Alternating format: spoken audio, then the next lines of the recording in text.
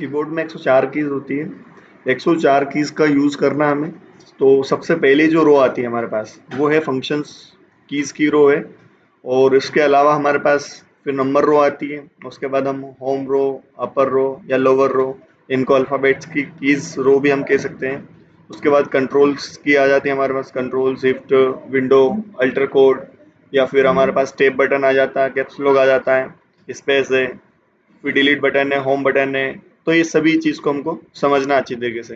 तो सबसे पहले हमारे पास F1 जो की है, एस्केप की आती है सबसे पहली की जो है, तो उसका क्या यूज़ है, हम विंडो बटन प्रेस करते हैं तो स्टार्ट बटन हमारा जो ऑन हो जाता है उसको हमें क्लोज करना है बिना माउस से। तो हम क्या करेंगे, एस्केप की करेंगे प्रेस, तो उससे वो मिनिमाइज हो जाता है।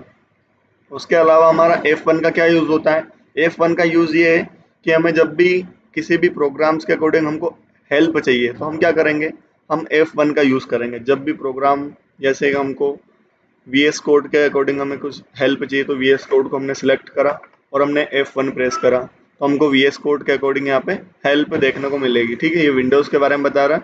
और VS कोड के बारे में आपको हेल्प चाहिए तो VS कोड पे आप हेल्प के लिए क्लिक करेंगे तो आपको हेल्प मिलेगी जब भी VS कोड ऑन करेंगे। और F1 बटन प्रेस करना आपको, ठीक है। तो F1 आप प्रेस करोगे तो यहाँ पे आपको हेल्प देखने को मिलेगी। तो यहाँ पे F1 का क्या यूज़ है, हेल्प के लिए हमें यूज़ करना है, तो F1 हम प्रेस करेंगे। उसके बाद में हमारा F2 का क्या यूज़ होता है, F2 का यूज़ है हमारे पास में रीनेम, नाम बदलना। किसी भी प्रोग्राम्स का नाम बदलना हो तो हम क्या करेंगे, उस प्रोग्राम या एप्लीकेशन जो भी हो या फोटो हो तो फोटो पे हम क्लिक करके हम F2 प्रेस करेंगे और यहाँ पे नाम चेंज कर सकते हैं। ठीक है, नाम चेंज करके हम उसका नाम बदल सकते हैं। तो आपको नाम बदलना, जैसे हमने F2 प्रेस करा, नाम बदल तो ये यहाँ पे नाम आ जाता है। ठीक है, दीप नाम की फाइल सभी ऊपर आती है। उसके बाद में हमको क्या करना है, फाइंड करना है। जैसे कि क्या फाइंड करनी है, बहुत सारी फाइल रहती है हमारे पास में। फाइल रहने के बाद में हमको उसको ढूंढना भी रहता है, तो हम क्या करेंगे, फाइल एक्सप्लोरर पे जाएंगे और हमें यहाँ पे क्या करना है, फाइल को फाइंड करना है। जैसे हमारे पास डाउनलोड वाली बहुत सारी फाइल है, तो इनमें से हमको एक फाइल अगर फाइंड करनी है तो मैं F3 का यूज़ करूँगा। क्या करूँगा, F3 का यूज़।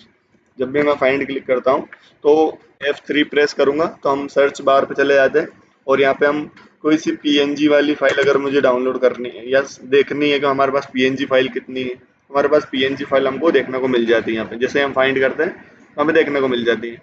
उसके बाद में F4 का क्या यूज़ है, F4 अल्ट के साथ में आप F4 प्रेस करोगे तो यहाँ पे फाइल क्लोज कर सकते हो, या सेट डाउन करना चाहे तो आप सेट डाउन भी उसको कर सकते हो। कंप्यूटर को सेट डाउन करने के लिए भी शॉर्टकट की है एक हमारी F4। उसके बाद में F5 का यूज़ होता है आपको रिफ्रेश करने के लिए। जब भी आपको सिस्टम रिफ्रेश करना हो तो आप क्या करेंगे, एफ F5 प्रेस करेंगे। क्या करेंगे, F5 प्रेस करोगे तो हमारा सिस्टम रिफ्रेश होगा। ठीक है, जब भी आपको सिस्टम रिफ्रेश करना तो F5 प्रेस करना, देखो हमारा सिस्टम रिफ्रेश हो रहा है। ठीक है नहीं। उसके अलावा आपको F6 का यूज़ करना है। F6 का यूज़ क्या है, हमको गूगल पे दो टैब ऑन करने हैं। जैसे कि हमने एक टैब ऑलरेडी ऑन कर रखा है, यहाँ पे हमने एक टैब ऑन करा है और हमें एक और टैब अगर यूज़ करना है तो हम क्या करेंगे, F6 का यूज़ करेंगे और यहाँ पे दूसरा टैब भी हम यहाँ पे ऑन कर सकते हैं। एक टैब के अलावा हमको दो दो टैब अगर यूज़ करना है, मतलब एक और फाइंड करना है आपको, उसको यूज़ करना है, तो आप क्या करेंगे, F6 प्रेस करेंगे और F6 प्रेस करने के बाद में आपको दूसरा टैब आप वहाँ पे सर्च कर सकते हैं। वेबसाइट आपको चलानी है दूसरी वाली। F7 का जो यूज़ है, स्पेलिंग एंड ग्रामर के लिए आप F7 का यूज़ करते हैं तो हम माइक्रोसॉफ्ट वर्ड ऑन करते हैं। इसमें हमें देखने को मिलेगा कि हम यहाँ पे कोई सा नाम लिखते हैं, तो किसी का भी नाम हम अगर लिखेंगे, जैसे कि हमने यहाँ पे लिखा ओम प्रकाश, तो हम इसको स्पेस करते हैं तो यहाँ पे उस नाम को वो गलत बता रहा है। क्यों बता रहा है, क्योंकि इसकी डिक्शनरी में वो नाम ऐड नहीं है। अगर मुझे इसकी डिक्शनरी में वो नाम ऐड करना है तो F7 प्रेस करूंगा, ऐड टू डिक्शनरी कर दूंगा। ठीक है, और इसके अकॉर्डिंग में और दूसरा नाम भी लिखता हूँ। जैसे कि मैंने लिख दिया यहाँ पे राज लिख दिया। ठीक है, तो राज यहाँ पे ऐड कर दिया तो राज ऐड है, तो यहाँ पे नाम गलत नहीं बता रहा है। और दूसरा अगर हम यहाँ पे नाम लिखते हैं तो उस नाम को गलत बता रहा है, बट हम नाम सही लिख रहे हैं, हमारे अकॉर्डिंग वो नाम सही है, और सामने अगर हम देख रहे हैं तो वो नाम गलत बता रहे हैं, एरर आ रहा है उसमें। तो F7 का यूज़ है, आप एरर को इग्नोर कर सकते हो ये आपको नाम चेंज करना है। इसके अलावा अगर आप कोई सी स्पेलिंग गलत लिख देते हो और आपको वो स्पेलिंग सही करनी हो, तो आप यहाँ पे चेंज दी ऑप्शन का भी यूज़ कर सकते हैं। जैसे हमने टाइगर की स्पेलिंग हम गलत लिख देते हैं, जैसे कि TIGER होता है, तो हमने टाइगर यहाँ पे गलत लिखा है और हमने क्या करा, F7 प्रेस करा। F7 प्रेस करने के बाद में यहाँ देखो सेकंड नंबर पे आपको ऑप्शन आ जाता है टाइगर की स्पेलिंग का, और आप यहाँ पे चेंज कर सकते हो, उसको चेंज कर सकते हैं। ऐड टू डिक्शनरी आपको कब करना है, जब किसी नाम को बार बार आपको लिखना किसी भी डॉक्यूमेंट में और वो बार बार यहाँ पे एरर आता है, तो आपको क्या करना है, उस नाम को सिलेक्ट करना है और F7 प्रेस करना है और यहाँ पे ऐड टू डिक्शनरी आप करेंगे तो नाम यहाँ पे ऐड हो जाएगा। आप दोबारा नाम लिखोगे तो वो नाम गलत नहीं आएगा। और आपको एक बार ही लिखना, बार बार नहीं लिखना, तो आप इग्नोर भी कर सकते हो उसको। तो इग्नोर करने से आपका क्या होता है कि जिस डॉक्यूमेंट पे अभी आपने लिखा उस डॉक्यूमेंट पे वो सही हो जाएगा, बाकी आप दूसरे डॉक्यूमेंट पे लिखोगे तो वो फिर से गलत बताएगा। F8 का यूज होता है आपको सिलेक्ट करने के लिए। जैसे कि आप कंट्रोल A से सिलेक्ट करते हो और आप F8 से सिलेक्ट कर सकते हो। F8 आप प्रेस करते हो और लेफ्ट एरो प्रेस करोगे आप, फिर अप एरो अगर आप प्रेस करोगे, टॉप एरो बटन, तो आप क्या कर देंगे, उसको सिलेक्ट कर पाएंगे। ठीक है, लेफ्ट तरफ से भी आप सिलेक्ट कर पाते हैं और लेफ्ट में फिर ऑल सिलेक्ट हो जाता है, तो आप सभी सिलेक्ट कर पाएंगे। F8 का ये यूज है। F9 और F11 का यूज है परचेज एंट्री ऑन करना है, तो आप F9 प्रेस करते हैं। F11 का क्या यूज होता है, F11 का यूज है फीचर्स को आपको ऑन करना हो, तो फीचर्स ऑन करने के लिए आप F11 का यूज कर पाते हैं।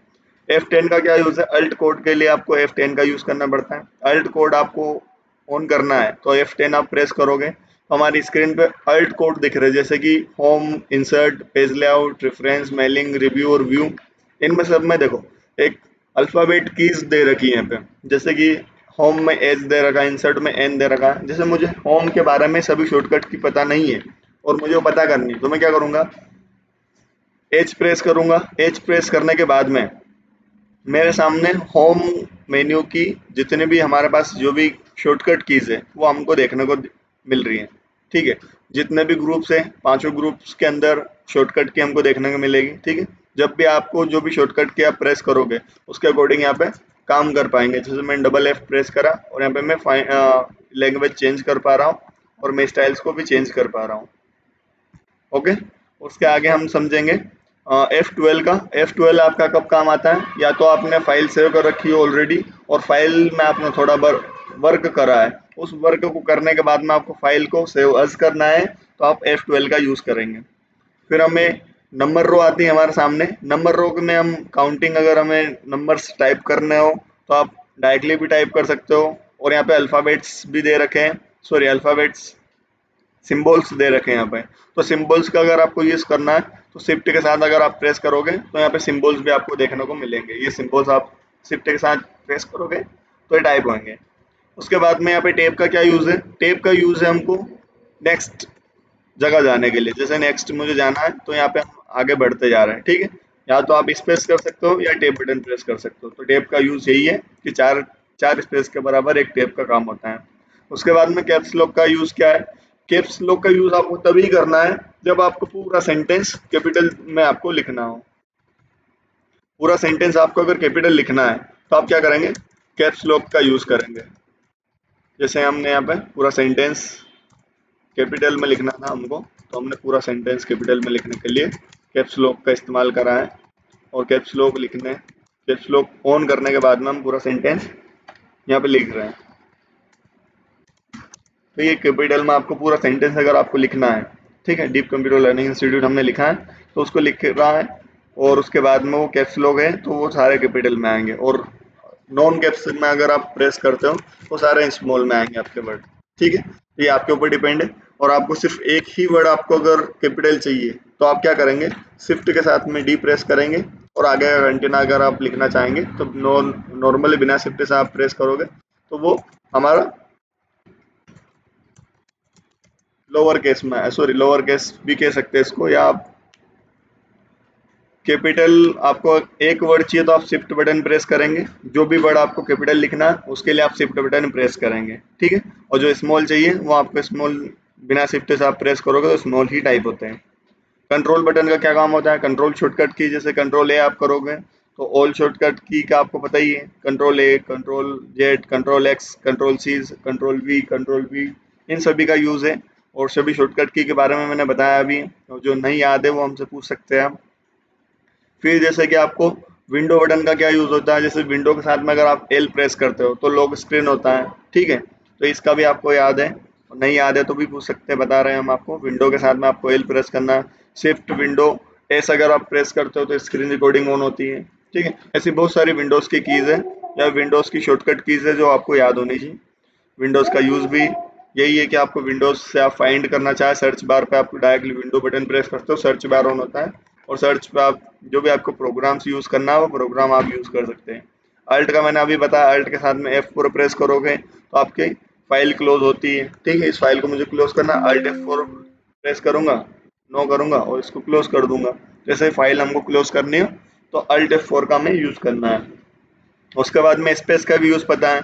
और सेम जो लेफ्ट साइड हमारे पास शॉर्टकट कीज रहती है, शिफ्ट कंट्रोल विंडोज बटन या अल्टर बटन, राइट साइड में भी हमको वही देखने को मिलेगी। एंटर का बटन क्या, एंटर का क्या काम होता है, ओके करना हो आपको तो एंटर आप करेंगे, ठीक है। बैक स्पेस और डिलीट का क्या यूज होता है, बैक स्पेस पे क्या करते हैं हम, पीछे से डिलीट करते हैं किसी भी नाम को। अगर हमें डिलीट करना है, जैसे हमने यहाँ पे is equal to RAND shift 90 हम प्रेस करा, और हमें किसी को भी डिलीट करना है तो हम देखो यहाँ से पीछे से डिलीट कर पा रहे हैं। बट हमें यहाँ आगे से डिलीट करना है तो आगे से हम, आप सबसे आगे का हमने कर्सर रखा तो यहाँ से डिलीट पीछे से होता हुआ दिख रहा है आपको, ठीक है, दिख रहा है। तो ये नाम आपको ऐसे डिलीट करना चाहें तो आप इस तरीके से डिलीट बटन प्रेस करोगे तो होगा, और बैक स्पेस अगर आप प्रेस करोगे तो ये इधर से डिलीट करते हुए ले जाएगा, ठीक है। तो आपको जिधर से आपको डिलीट करना है वहां से आप डिलीट करके इसको यूज कर सकते हो डिलीट बटन का, या आप सिलेक्ट करके भी यहाँ पे डिलीट बटन प्रेस करोगे तो भी वो डिलीट हो जाएगा। होम बटन का क्या यूज होता है, होम बटन यानी कि आपको कहाँ पे जाना, ये लाइन के सबसे आगे जाना है आपको, तो आप होम बटन प्रेस करोगे। अगर आप एंड बटन प्रेस करोगे तो इसी लाइन के एंड में आ जाओगे। कंट्रोल के साथ में होम बटन प्रेस करोगे तो सबसे फर्स्ट वाले पैराग्राफ में आ जाओगे, और कंट्रोल के साथ में एंड बटन प्रेस करोगे तो सबसे लास्ट वाली लाइन में आ जाओगे आप, लास्ट वाली लाइन के एंड में आ जाओगे आप। तो ये कंट्रोल। और पेज अप आपको करना है तो पेज अप के लिए आपकी पेज अप की पे आप क्लिक करोगे तो पेज अप होगा, पेज डाउन पे करोगे तो पेज डाउन होगा। नम लॉक आपका ऑफ रहेगा तो नंबर्स कीज आपकी ऑफ रहेगी, नंबर्स कीज आपके लिए। नम लॉक अगर आप ऑन रखोगे तो आप नंबर्स कीज टाइप कर पाओगे। तो ये सारी चीज़ें और ये पूरी डिटेल्स के साथ में हमने आपको समझाया। जो चीज़ें समझ में नहीं आती है वो आपको पूछनी है।